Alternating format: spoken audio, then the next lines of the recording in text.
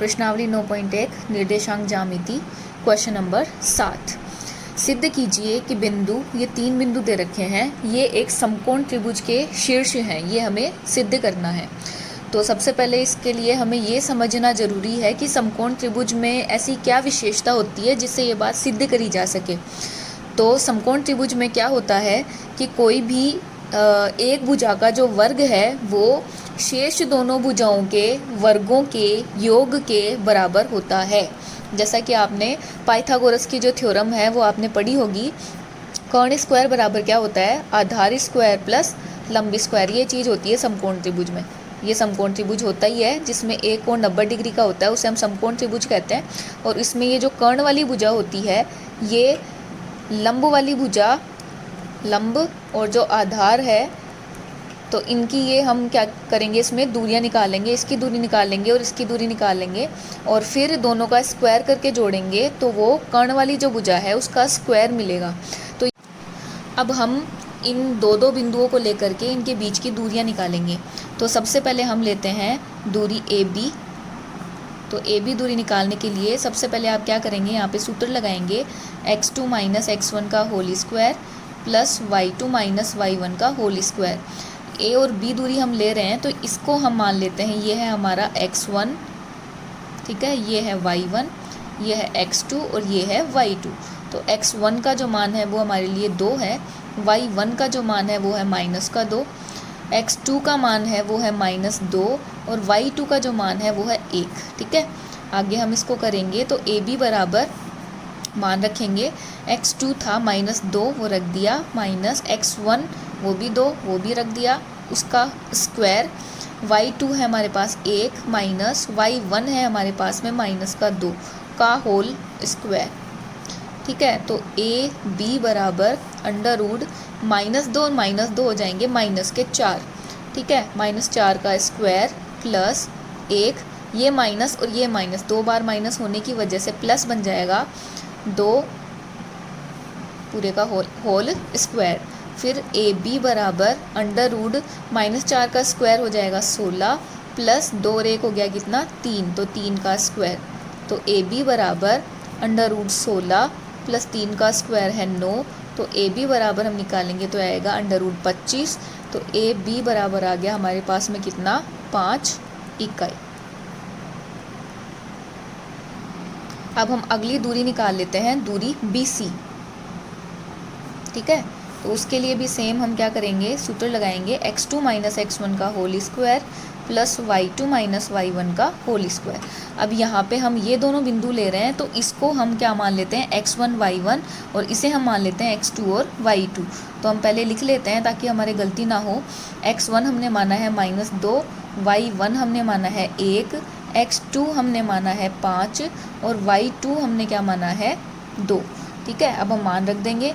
तो BC बराबर under root x2 है यहाँ पे कितना, 5 माइनस x1 है यहाँ पे -2 पूरे का होल स्क्वायर प्लस y2 है यहाँ पे 2 माइनस y1 है यहाँ पे 1 का होल स्क्वायर।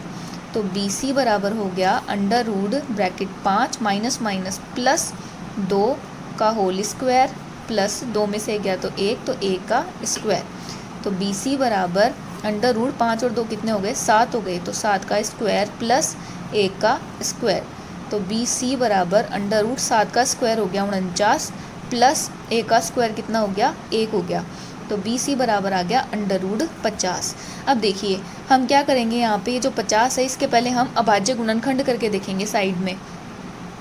ऐसा क्यों करेंगे, क्योंकि हो सकता है ऐसी 2 संख्याएं या एक संख्या ऐसी मिल जाए जिसके जोड़े बनते हों तो हम उसे ब्रैकेट के बाहर निकालेंगे, इसलिए।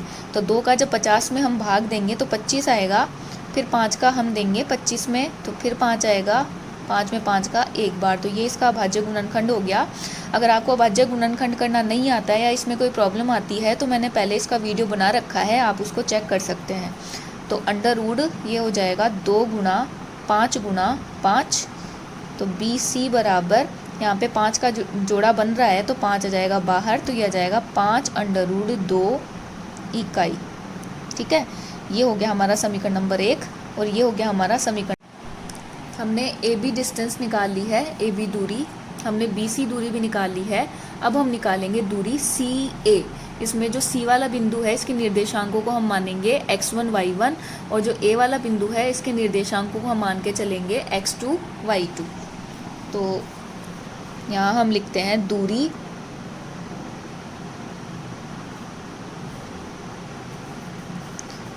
CA बराबर under root x2 minus x1 का whole square plus y2 minus y1 का होल स्क्वायर।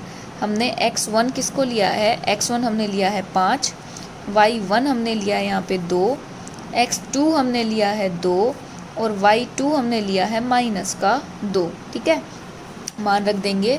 तो दूरी CA बराबर अंडर रूट x2 की जगह पे लिखेंगे 2 माइनस x1 की जगह पे 5 का होल स्क्वायर प्लस x वाला हो गया। उसके बाद में y2 की जगह पे माइनस का 2 माइनस y1 की जगह पे 2 का होल स्क्वायर। तो CA बराबर हो जाएगा अंडर रूट प्लस का 2 माइनस का 5 तो यह जाएगा माइनस का 3 का होल स्क्वायर प्लस -2 हो जाएगा माइनस का 4 या माइनस के 4 का स्क्वायर।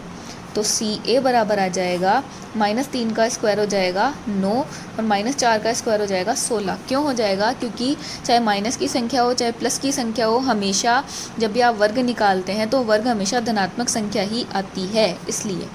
तो 9 + 16 कितना हो गया, 25 हो गया। तो CA बराबर हमारे पास में आ जाएगा 5, क्योंकि अंडर रूट 25 का जो वर्गमूल है वो 5 होता है, इसलिए।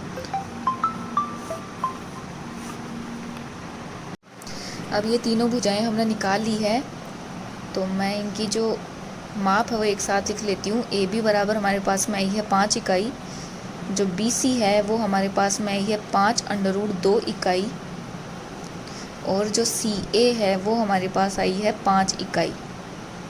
ठीक है, अब अगर इन भुजाओं का हम स्क्वायर करें तो AC का जो स्क्वायर करेंगे तो 5 का स्क्वायर मतलब कितना आया, 25। BC का अगर हम स्क्वायर करें तो 5√2 का स्क्वायर कितना होता है, 5√2 को 5√2 से गुणा कीजिए तो आएगा 25 × 2 मतलब 50। तो ये आ गया हमारे पास में 50। और जो CA है उसका भी अगर स्क्वायर करें तो 5 का स्क्वायर मतलब ये कितना आ गया, 25। तो यहाँ हम देख सकते हैं कि यहाँ पे जो यहाँ पे B है, AB का स्क्वायर और CA स्क्वायर का जो है वो दोनों आपस में जुड़ करके BC स्क्वायर के बराबर आ रहे हैं। तो ये हम लिख सकते हैं यहाँ AB square plus CA square बराबर BC का स्क्वायर, मतलब 25, और CA स्क्वायर भी 25 और ये है 50। ठीक है, तो मतलब कि ये जो समकोण त्रिभुज की पाइथागोरस की प्रमेय के अनुसार जो सूत्र है कर्ण स्क्वायर वाला वो यहाँ पे सेटिस्फाई हो रहा है। इसका मतलब ये जो त्रिभुज है समकोण त्रिभुज है और इसकी भुजाओं को हम इस तरह से लिख सकते हैं। यहाँ पे BC वाली जो भुजा वो कर्ण है, तो यहाँ B लिख दीजिए, यहाँ पे C लिख दीजिए और यहाँ पे A लिख दीजिए। तो ये वाला कोण है ये हो गया 90। AC वाली भुजा कितनी आई थी, 5। AB वाली भुजा भी कितनी आई थी, 5, और ये आई थी 5√2। ठीक है, तो इस तरह से ये एक समकोण त्रिभुज जो है वो बन जाएगा। तो यहाँ हमें इस क्वेश्चन में यही सिद्ध करना था कि ये एक समकोण त्रिभुज के शीर्ष हैं, तो ये हमने प्रूव कर दिया। तो आप लास्ट के अंदर ये चीज़ लिख सकते हैं कि अतः इससे यह सिद्ध होता है कि A, B व C एक समकोण त्रिभुज के शीर्ष हैं। आंसर इसी के साथ आपका ये क्वेश्चन नंबर जो 7 है ये कंप्लीट होता है।